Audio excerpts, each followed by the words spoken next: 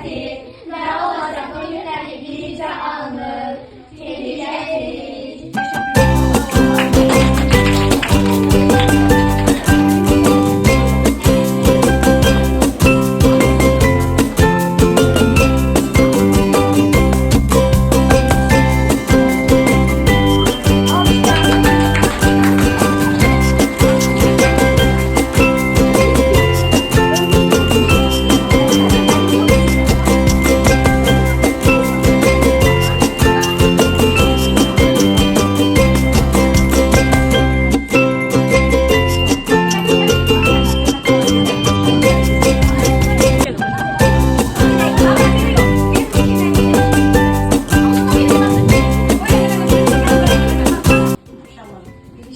Herkesin hayatında özel bir gün var ki bu gün de hem de özel bir hem de şahsın özünde ait.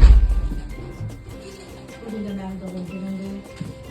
Sizi de ağrıma basıran, benim sevincime şerik olan her herkese teşekkür ederim. Var olun. Sizi çok seviyorum, çok istedim.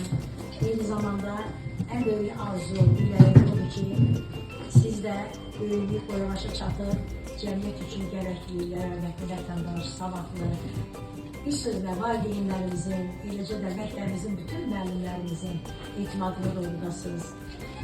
İbtidai Səmənə müəllimə sizi dəstəkləyib, yüksək nailiyyətlərlə 5-ci sinifə çıxmışsınız və arzu edirəm ki, bu nailiyyətlər davamlı olsun. Həmişə sizə baxaq, sevinək və həmişə sizinlə qürur duyaq.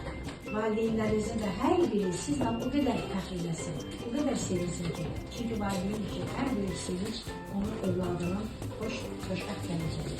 Var olun, öpürəm, sağ olun. Valideynlərinizə də təşəkkür edirəm, Səmənə müəllimə. Sağ olun, uşaqlar, çox təşəkkür ederim.